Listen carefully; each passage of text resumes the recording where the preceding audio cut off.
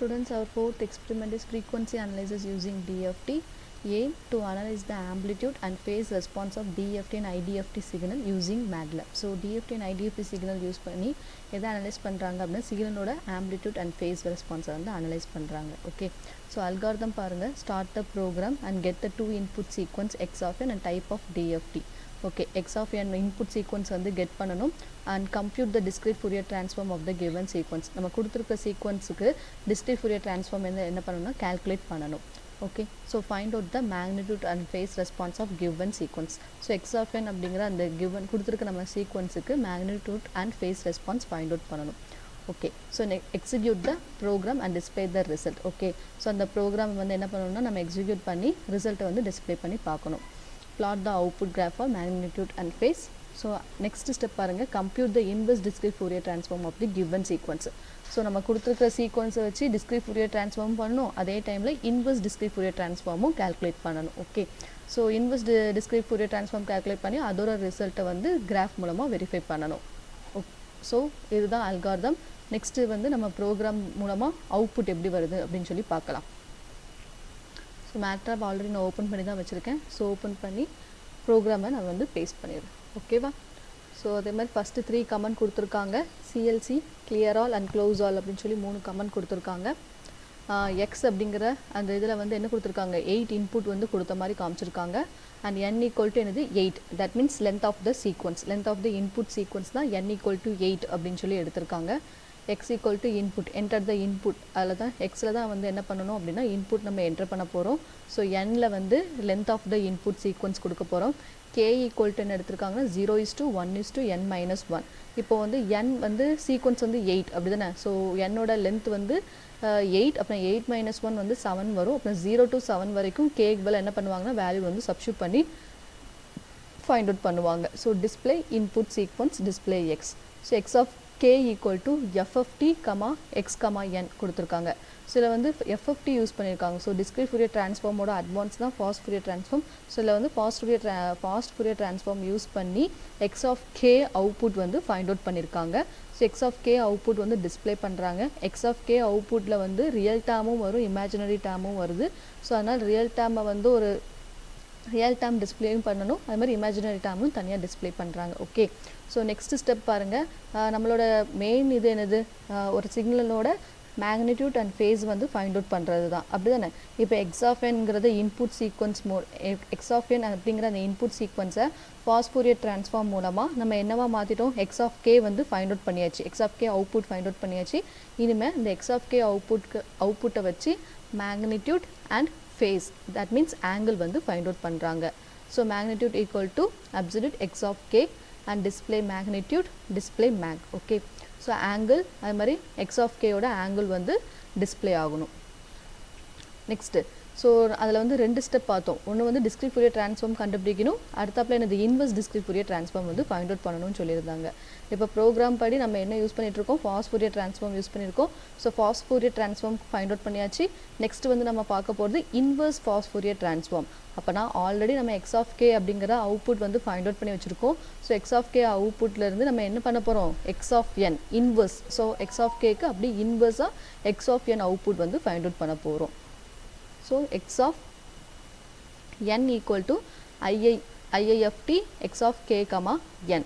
So display IFFT x of n. So display x of n அப்படின்னு சொல்லி கொடுத்துருக்காங்க. That means output வந்து display பண்ணணும் அப்படின்னு சொல்லி. So figure 1 subplot 2, 1, 1. So 2 rows, first columnல first graph வந்து xக்கான input graph. Okay, so x label வந்து time, y label வந்து amplitude, title வந்து given sequence.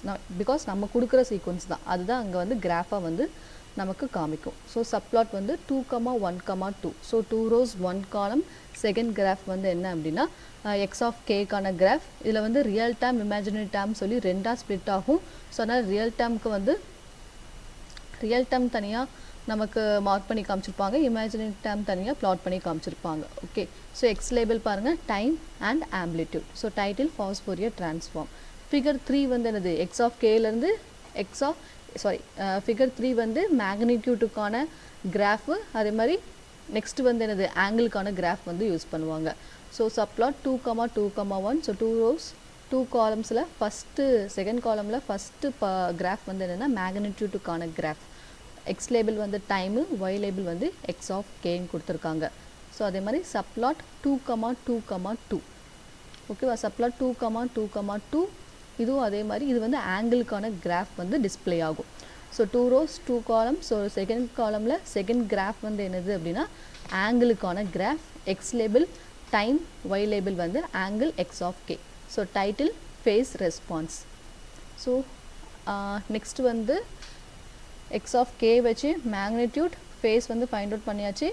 அப்புறம் எக்ஸ் ஆஃப் கேக்கு வந்து இன்வர்ஸ் எடுத்து நம்ம என்ன ஃபைண்ட் அவுட் பண்ண போகிறோம், x of n. So subplot 2,2,3. So 2 rows second காலமில் தேர்ட் கிராஃப் வந்து என்னென்னா எக்ஸ் ஆஃப் எண்ணுக்கான graph. So x label time, y label வந்து x of n. Title inverse fast Fourier transform. Next பாருங்கள், இதில் வந்து ஸ்பெக்ட்ரம் அனலைசஸ்ன்னு கொடுத்துருக்காங்க. ஸோ ஸ்பெக்ட்ரம் அனலைசஸ்னாலும் ஃப்ரீக்வன்சி அனலைசஸ்னாலும் ஒன்று தான்.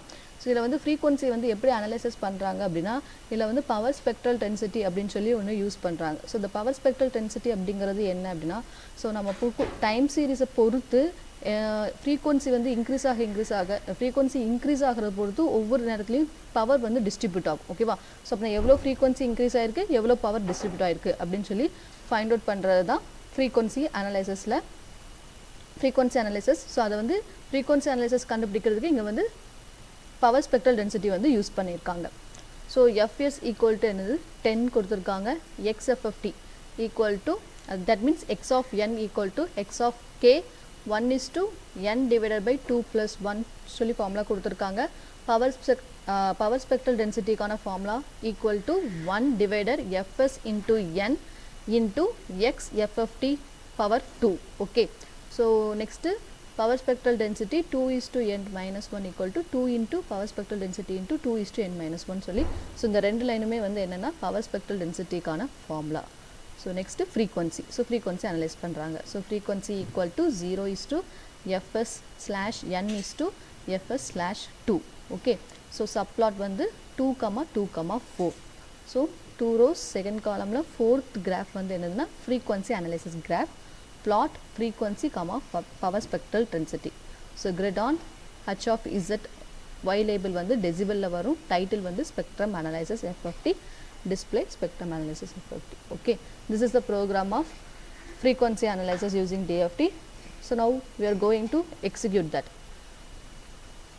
So now we are going to run this program. So adukku moda save pannunga. So save pannunga, file la poi already save பண்ணதுனால இங்க save as ன்னு கொடுக்கேன். ஓகேவா, ஸோ நான் ஃபைலில் போய் அதே மேட்லாப் உள்ளக்க சேவ் பண்ணிடுறேன். ஃப்ரீக்வன்சி தான் நான் ஸோ freq.m அப்படின்னு சொல்லி கொடுத்து சேவ் கொடுத்துட்றேன். சேவ் கொடுத்தாச்சு. இப்போ ஜஸ்ட் நம்ம ரன் பட்டன் மட்டும் ப்ரெஸ் பண்ணணும். Change folder or add to பாத்துன்னு கேட்கும். ஆட் டு பாத்துன்னு கொடுத்துட்டு some errors will be shown 965 frequency.m. Okay, so error வந்து என்னென்னு காமிக்குன்னா frequency.mன்னு கொடுத்துருக்கேன். இதே ஃப்ரீக்வன்சி இந்த ஃப்ரீக்குன்னு கொடுத்துருக்கேன்ல, ஸோ அதுதான் ப்ரோக்ராம்லேயும் இருக்கிறனால அந்த மாதிரி எரர்னு காமிக்கும். ஸோ அதனால் நான் வந்து சேவ் பண்ணுறத நேம் வந்து சேஞ்ச் பண்ணுறேன்.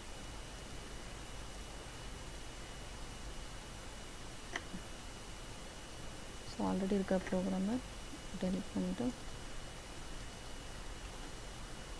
ஸோ ஃப்ரீக்குன்னு கொடுத்து டிஎஃப்டின்னு கொடுத்துடலாம். .m. ஓகே,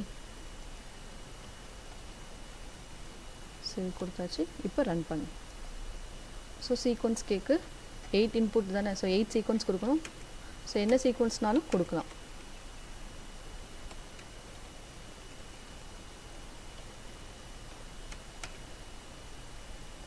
எயிட் சீக்வன்ஸ் இருக்குது. ஸோ என்னோட வேல்யூ கேக்கு 8ன்னு கொடுத்துட்றேன்.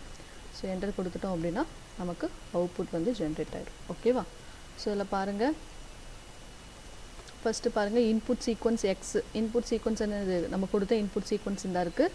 So next X of K okay. So X of K நம்ம கொடுத்த இன்புட் சீக்வன்ஸை ஃபாஸ்ட் ஃபோரியர் ட்ரான்ஸ்ஃபார்ம் மூலமாக கால்குலேட் பண்ணி எக்ஸ் ஆஃப் கே வேல்யூ கிடச்சிருக்கு. ஸோ ரியல் பார்ட் தனியாக real part and imaginary part ரெண்டுமே இருக்குது. ஸோ அதை வந்து எப்படி எடுத்திருக்காங்க, ஸ்ப்ளிட் பண்ணியிருக்காங்க. ரியல் பார்ட் தனியாக, இமேஜினரி பார்ட் தனியாக அப்படின்னு சொல்லி எடுத்து எழுதியிருக்காங்க. அதுக்கப்புறமா மேக்னிடியூட் ஃபைண்ட் அவுட் பண்ணியிருக்காங்க. ஸோ இந்த மேக்னிடியூட்டுக்கு ஃபைண்ட் அவுட் பண்ணதுக்கான value, so angle find out பண்ணியிருக்கான வேல்யூ. நெக்ஸ்ட்டு IFFT அப்படி தானே. ஸோ எக்ஸ் ஆஃப் என் அப்படிங்கிற சீக்வன்ஸ் நம்ம இன்புட் சீக்வன்ஸை வச்சு எக்ஸ் ஆஃப் கே கண்டுபிடிச்சிருக்கேன். ஸோ எக்ஸ் ஆஃப் கேயை வச்சு என்ன பண்ணுறாங்கன்னா, எக்ஸ் ஆஃப் கேக்கு இன்வர்ஸ் ஃபாஸ்ட் ஃபோரியர் ட்ரான்ஸ்ஃபார்ம் எடுத்தோம் அப்படின்னா அதே வேல்யூ தானே கிடைக்கும் எக்ஸ் ஆஃப் எனுக்கு. ஸோ அதுதான் கிடச்சிருக்கு. ஓகேவா. ஸோ ஸ்பெக்ட்ரம் அனலைசஸ் பண்ணும்போது ஸ்பெக்ட்ரம் அனலைசஸ் பண்ணி அதுக்கான அவுட்புட் வேல்யூ. ஸோ இப்போ கிராஃப் பாருங்கள். ஸோ இது வந்து ஃபஸ்ட்டு கிராஃபு. ஸோ இது வந்து நம்ம கொடுத்த இன்புட் சீக்வன்ஸுக்கான கிராஃப். கீழே இருக்கிறது எக்ஸ் ஆஃப் கேக்கான கிராஃப். ஸோ ரியல் பார்ட்டுக்கு வந்து ரெட் கலரில் காமிச்சிருக்காங்க, இமேஜினரி பார்ட் வந்து ப்ளூ கலரில் மார்க் பண்ணி காமிச்சிருக்காங்க. சரிங்களா. ஸோ ஃபஸ்ட்டு கிராஃப் வந்து நம்ம கொடுத்த இன்புட் கிராஃப். செகண்ட் கிராஃப் வந்து அப்படின்னா எக்ஸ் ஆஃப் கேக்கான கிராஃப்.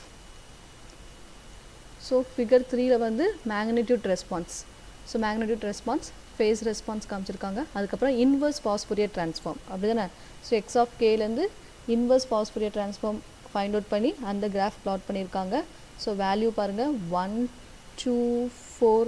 ஸோ 1 2 4 5 6 3 4 8. ஸோ கரெக்டாக வந்து ப்ளாட் ஆகிருக்கு. So next spectrum analysis, that means frequency analysis பண்ணி அதுக்கான கிராஃப். ஓகே.